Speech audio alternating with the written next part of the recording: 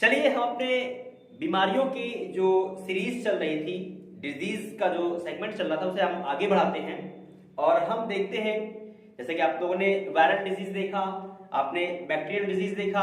आज हम देखते हैं फंगल डिजीज। फंगल डिजीज क्या होती है, यानी कि कवक से फैलने वाले सभी रोगों को जो एग्जाम में हमारे आते हैं, जो मोस्ट इंपॉर्टेंट है। ओके, तो लेट ना करते हुए शुरू करते हैं। कवक, कवक यानी कि फंगल डिजीज। ठीक है, अब इससे क्या बात करते हैं, इसके लिए एक सिंपल सी ट्रिक है। ए दाद खाग है ना, अच्छी। ए दाद खाग, ठीक है, ए दाद खाग, समझना बहुत आसान है। इससे बाहर गारंटी बता रहा हूं, इससे बाहर कुछ नहीं फंगस डिजीज से पूछा जाएगा एग्जाम में, वनडे एग्जाम में गारंटी है। इससे बाहर नहीं पूछा जाएगा तो नहीं पूछा जाएगा। ठीक है, चलो देखते हैं। अब ए से दो बीमारियां होती हैं। एक होती है एक्जिमा, एक्जिमा। एक होती है एथलीट फुट, ये है एथलीट फुट। ठीक, अब दा से दाद होता है, दाद। खास ये दा से दमा हो गया, ये खा से खाज हो गया, और ये गा से गंजापन हो गया, गंजापन।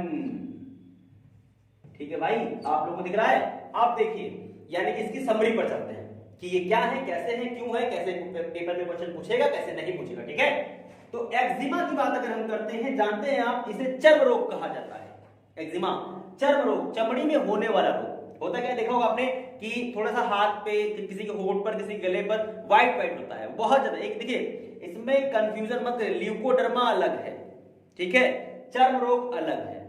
एक दाग जैसा, एक सफेद दाग अलग है। सफेद दाग वो कभी कभी स्पॉट्स चेक पे होता है। कहते हैं कि बासी मुंह अपने बच्चे को जब कभी माता पिता चुम्बन ले लेते हैं तो उनके भाप से वो व्हाइट हो जाता है। ये गांव की कहावतें हैं, लेकिन ये एक फंगल है, कवक है, वाकई में सही बात है। बासी मुंह यानी कि भाप हमारा लगता है, कवक फंगल डिजीज है, तो वो अलग चीज है। लेकिन एक्जिमा और ल्यूकोडर्मा वो अलग है। ल्यूकीमिया नहीं, कैंसर नहीं, कैंसर नहीं, ब्लड कैंसर नहीं, ल्यूकोडर्मा, ल्यूकोडर्मा। ठीक है, होता क्या है इसमें, एक्जिमा का अर्थ यानी किसी का चर्म रोग है, चमड़ी में होने वाला रोग है। ये स्किन बिल्कुल व्हाइट हो जाएगी, समय ऐसा पूरी बॉडी व्हाइट हो जाएगी, बाल तक, आईब्रो तक आपकी बिल्कुल, आप आगे से खोल नहीं पाते, बहुत छोटी छोटी बोलते हैं। आपके कॉलोनी में, रोड पे आप कोई ना कोई दिख जाएगा ऐसा रोग से ग्रसित व्यक्ति कि बहुत लगेगा फॉरेनर है, साला ये विदेशी है का, लेकिन बाद मालूम चलेगा ये बेचारा ये चर्म रोग से ग्रसित है। तो ये हो गया एक्जिमा, ये कवक यानी कि कवक से फैलने वाली डिजीज है। ठीक है भैया, अब आगे बढ़ते हैं यहाँ पे एथलीट फुट। एथलीट फुट अगर हम बात बताएं तो ये स्पोर्ट्स खिलाड़ियों के पैर में होने वाला एक रोग है, एथलीट फुट। समझिएगा इसको, इसका हो सकता है मैं आपको इसकी कुछ वीडियो यानी कि डिजीज की वीडियो आपको लास्ट में, वीडियो के अंत में मिल जाए, आपको स्क्रीन पर देखने के लिए कि ये होती क्या है, कैसे क्या होती, चर्म रोग की है, इसकी है, आपकी सारी यानी कि लास्ट वीडियो में एक सीक्वेंस से बन के हुए मिल जाएगा आपको कि भाई देख लो चर्म रोग किसे कहते हैं, एक्जिमा किसे कहते हैं, सब आपको मिल जाएगा। ठीक है, अब यहाँ पे एथलीट फुट, बहुत देर तक शूज पहने रहने से या खेतों में काम करने वाली महिलाओं को जो पानी में काम करती हैं उनके ये रोग हो जाया करता है। उंगलियों के बीच में गड्ढा होता है, यानी खुजलाहट, वो खुजलाते हैं, जैसे खुजलाएंगे वैसे ही क्या होता है, स्किन उखड़ जाती है और ये फंगस फिर बढ़ता बढ़ता बढ़ता बढ़ता पूरे पैर को कवर कर लेता है। खासकर खिलाड़ी का नाम एथलीट यानी खिलाड़ी रखा गया है कि खिलाड़ी जो होते हैं वो काफी लंबे समय तक शूज पहनते हैं, कुछ के पसीने पानी निकलते हैं, एब्जॉर्ब होते रहते हैं, तलवे गीले होते रहते हैं, गीले होने के साथ साथ उनको फिर फंगस के शिकार वो हो जाते हैं। ये डिजीज से मैं गुजर चुका हूं, ये डिजीज मुझे हो चुकी है, मैं अपनी ही पिक आपको वीडियो के अंत में अपलोड कर दूंगा, आप देख लीजिएगा। ओके, इसी वीडियो में मिल जाएगी आपको। अब ये होता है दाद, दा से दाद, दाद सभी को हुआ होगा, अमूमन मिडिल क्लास की फैमिली में दाद एक आम बात है, दाद हो जाता है, दाद कवक है। और ये जो कवक वाली जो बीमारी दाद की है, खासतौर पर गर्मी से जब बरसात का मौसम आता है तो जो बीच का होता है, इसमें कहते हैं ह्यूमिडिटी बहुत ज्यादा होती है, उसी समय ये होता है। क्योंकि होता क्या है, देखिए उस समय ऐड भी टीवी पर वही आते हैं, इच गार्ड हुआ, बिटेक्स हुआ, रिंग गार्ड हुआ। अभी टीवी पर देखिए अभी चल रही ठंडियां शुरू हो रही हैं, तो अभी ये सब ऐड नहीं आने वाले, क्योंकि ये बिकेगा ही नहीं, क्योंकि आपको डिजीज होगी ही नहीं। ये डिजीज होने का समय होता है। अभी तो आपको सिर्फ वैसलीन, बोरोप्लस, ये बॉडी लोशन, ठीक है, ये मिलेगा, क्योंकि ऑयल निकलना बंद हो चुका है हमारी कोशिकाओं त्वचाओं से, क्योंकि ठंड में पोर बंद हो जाते हैं, वसा नहीं निकल पाती है। वसा नहीं निकलती तो इस स्किन को सॉफ्ट बनाए रखने के लिए, वसा नहीं निकल रही तो ऊपर से हम वसा लगाते हैं। इसीलिए बोरोप्लस वैसलीन का ऐड चल रहा है। जैसे ये खत्म होगा, ठंडी आएगी, गर्मी आएगी, सॉरी गर्मी में क्या होगा, डर्मिकुल शुरू हो जाएगा, क्योंकि हमें फिर ठंडक लगानी है यानी ऊपर से। उसके बाद जब बरसात आएगा तो इन सब का ऐड शुरू हो जाएगा, क्योंकि भैया बरसात के समय में क्या हो, मौसम बहुत ज्यादा उसकी आर्द्रता भरी हुई, तो वो आपके पसीने को एब्जॉर्ब नहीं करेगा, सूखेगा नहीं। जब पसीना गीला गीला रहेगा तो जहां जहां बॉडी के पार्ट्स मिलते हैं वहां वहां इचिंग होती है, वहां वहां खुजलाना शुरू करते हैं, खुजलाना शुरू कर देते हैं कि हाँ चलो खुजली हो रही है। तो अब जब वो कर रहे हैं तो वो रैशेस पड़ जाते हैं, फिर वो खुजली हो जाती है, वो खाज है। लेकिन दाद का अर्थ होता है कि जैसे मान लीजिए एक छोटा सा ये निकला दाद, अब हमने क्या किया, इसको खुजला दिया, इसे खुजला दिया, अब ये अगले दिन पानी निकला और बड़ा हो गया, इसके पानी, इसमें से पानी निकलते हैं, यानी कि हमारे इसे कहते हैं प्लाज्मा निकलते हैं। अब इसको फिर हमने फिर खुजलाया, अगले दिन फिर खुजला दिया, अब ये और बड़ा निकल गया, और बड़ा हो गया, ये सर्किल में चलेगा, इसे ये रिंग में चलता है, मतलब रिंग में पेट और दांत रिंग में बढ़ता है, मतलब मान लीजिए चलेगा। फिर आप खुजलाएंगे तो खुजलाने बड़ा मजा आता है। कहते हैं, कहावत है, न गाने में मजा है न रोने में मजा है, न गाने में मजा है न रोने में मजा है, सिर्फ खबर खबर खुजली को खुजलाने में मजा है। ठीक है, तो होता है अनुभव, भाई जेब में हाथ डाले खुजला रहा है बढ़िया से, किनारे तो मुंह बनाए बढ़िया से खुजला रहा है, कोई देख लिया शर्म के मारे जेब से हाथ बाहर बिल्कुल सीधे, कोई देखा तो नहीं हमको, फिर किनारे गए कोई नहीं, फिर जेब में हाथ डाले मार खुजलाए पड़े हैं, मार मुंह बना के मजा आ रहा है, हाँ, और कोई देखा फिर शांत। तो ये तो हाथ से हुए होंगे आप लोगों के साथ। तो ये देखा होगा आपने दाद। दमा क्या होता है, हमारी जो श्वास नली होती है, श्वास नली और ग्रास नली, मतलब खाने का और श्वास लेने का एक ही नली है, अलग अलग बटे हुए। फेफड़ा इधर है, हमारी आंतें इधर है, फेफड़े में हवा चली जाती है जिससे हम बोलते हैं, बात करते हैं, और खाना जैसे निकलते हैं तो खाना निकलते हैं। तो इसीलिए कहते हैं खाना खाते समय बोलना नहीं चाहिए, क्योंकि एक ही नली है।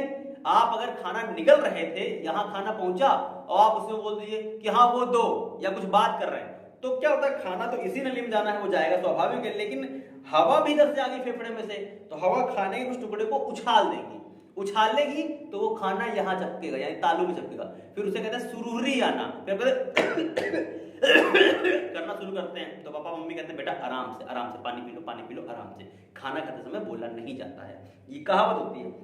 अब दमे में क्या होता है कि इस ग्रास नली में फंगस इकट्ठा करते हैं। एटमॉस्फेयर में जो लेड है, लेड की मात्रा ही सबसे ज्यादा इसका कारण बनती है। अब ये जो नली हमारी श्वास नली है, इसमें फंगस इकट्ठा हो गए ढेर सारे, तो अब ये रास्ता हो गया पतला। अब जो ऑक्सीजन जानी चाहिए वो जा नहीं पा रही है। जब ऑक्सीजन फेफड़े को मिल नहीं रही तो फेफड़ा क्या करता है कि हमको ऑक्सीजन दो, तो कहता है मुंह खोल के सांस लेना शुरू करते हैं। आप मुंह खोल के सांस लेते रहते हैं, नाक से वो प्रॉपर नहीं हो पा रहा है, यानी कि जो आरबीसी है वो ऑक्सीजन के मॉलिक्यूल्स पकड़ ही नहीं पा रही, इतना ऑक्सीजन ही नहीं फेफड़े मारा है। तो फिर क्या होता है भैया, दिमाग कहता है ऐसा है भैया हमको दो, जल्दी ऑक्सीजन दो नहीं तो हम चल बसेंगे। तो फिर सब लोग काम पे लेते हैं, हाँ भैया जल्दी ऑक्सीजन दो नहीं तो हम चले बसेंगे, ये गया ये हमारा सब मरे, ठीक है, इसलिए जल्दी काम होता है। दमा हो गया। अब ये खाज मैंने आपको बताया, गर्मी के महीनों में जहां दो स्किन मिलते हैं, यहाँ दो स्किन मिलते हैं, साइड्स यहाँ पे गिलहरियां दो स्किन मिलती हैं, तो वहां पे क्या होता है, पसीने निकलते हैं, वो सूख नहीं पाते हैं, फिर वो इचिंग होती है, तो फिर इच गार्ड लगाते हैं आप। तो इसीलिए ये है खाज, खुजली, ठीक है। बारिश में भीग गए आप, बारिश में भीगे तो कपड़े पूरे बॉडी चपक गए, अब हम बाहर पर हाथ उठा रहे हैं, ये कर रहे हैं वो कर रहे हैं, कभी कुछ कर रहे हैं कभी गेम खेल, तो ये कपड़ों की रगड़ तो लगेगी। इसीलिए मम्मी कहती है अक्सर कि बेटा गीले कपड़े मत पहनना। बाद में क्यों गीले कपड़े नहीं पहनना, हल्का तो गीला है, अंडरवियर है, गारमेंट्स है, जैसे थोड़े बहुत गीले बरसात में चल जाते हैं, लेकिन बाद में अरे तो खुजली हो गई, रेशेस पड़ गए, गड़बड़ हो गया, मम्मी सही कह रही थी, ठीक है। तो अब क्या होता है, गंजापन, गासे गंजापन यानी कि देख रहे हैं आप अभी हरी भरी फसल पूरा देख रहे हैं आप ना, ये सदाबहार वन दिख रहे हैं आपको, 20 साल बाद ये पतझड़ हो जाएंगे, फिर गंजापन यानी कि चंडुल दिखने लगेगा। गंजापन अभी तक सिद्ध नहीं हो पाया, एक आनुवांशिक बीमारी है, ये सिद्ध नहीं हुआ है, लेकिन सैद्धांतिक बातें ये कहती हैं कि ये एक आनुवांशिक बीमारी की कैटेगरी में आ सकता है, अभी आया नहीं है। पिताजी अगर आपके गंजे हैं तो आप गंजे स्वाभाविक होंगे, अगर पिताजी आपके अनुपम खेर हैं तो आपको अनुपम खेर बनने में समय नहीं लगेगा। मेरे पिताजी को ये बीमारी लगभग दादाजी को थी, दादाजी के बाल यहाँ कम हो गए, पिताजी के बाल यहाँ कम हो रहे हैं, अब मेरा समय आएगा तो मेरे भी बाल यहाँ पे कम होंगे, बाल झड़ने की प्रक्रिया शुरू हो जाएगी। हालांकि विटामिन एच की कमी से बार्डनेस रोग होता है, जिसे कहते हैं गंजापन, विटामिन एच की कमी से। तो अब इसको एच लीजिए तब भी, या बहुत ज्यादा हेलमेट पहनते हैं, बहुत ज्यादा हेलमेट वेयर करते हैं आप, हेलमेट या हेलमेट पहनने से पहले एक टॉवेल, एक नहीं की हल्की सी रुमाल अगर सर में बांध ली जाए ऊपर से और फिर हेलमेट पहना जाए तो बाल झड़ना लगभग 90% कम रहते हैं। दिल्ली में जो लोग हेलमेट कंटिन्यू पहनते हैं उनके बाल देखिए, सर में बाल नहीं होंगे, वो 18-22 साल के हैं, 25 साल के, लेकिन अंकल जी लग रहे होंगे, टकले होंगे बिल्कुल, कहीं भगवान ने शरीर उनका बहुत फैला रखा है, बहुत ज्यादा वो पेट वेट निकला तो बिल्कुल गंजापन लगेंगे उनको। आप अगर हम बात करें तो मजाक मत करिएगा, अपने मैथ वाले सर गुरुजी को देख लीजिए ना, अभिषेक सर को देख लीजिए ना। अभिषेक सर कितने हैं? अभिषेक सर की एज बहुत ज्यादा नहीं है, अभिषेक सर अभी 30 पे है आसपास, लेकिन बाल झड़ने का देखिए एक बार वो दिल्ली में रहते रहते इतना ज्यादा दिल्ली में रहे, वो दिल्ली में उनको ज्यादा वियर करना पड़ा हेलमेट वगैरह, इसलिए उनके समय में ये दिक्कतें आ गई। अच्छा, पिताजी की भी एक उनकी परंपरा है, अगर पिताजी को देखें, मैं तो उनकी फैमिली से संबंध रखता हूं, तो मैंने उनकी फैमिली में देखा है उनको कि उनको ये दिक्कत है तो उनको भी ये दिक्कत है। तो ये अभी सैद्धांतिक बात नहीं है कि ये आनुवंशिक रोग है, लेकिन ये गंजापन ये परंपरा के तौर पर देखा जा रहा है कि हो सकता है ये गंजापन है। ठीक है, अब समझ में आपका कोई है कि गंजापन क्या है? तो ये सारी डिजीज समझिए, 1 2 3 4 5 6, ये 6 बीमारी ही सिर्फ कवक से संबंधित हैं और एग्जाम में सिर्फ यही पूछी जाती है, इसके बाहर कुछ भी नहीं आना है। वो एग्जाम्पल में 4 दे देगा बीमारियों के नाम, ऊपर से लिखा इनमें से कौन सी बीमारी वायरस से फैलती है, पहचान करके आप पहचान कर लेंगे। दावा है भाई, इससे बाहर नहीं आ सकता।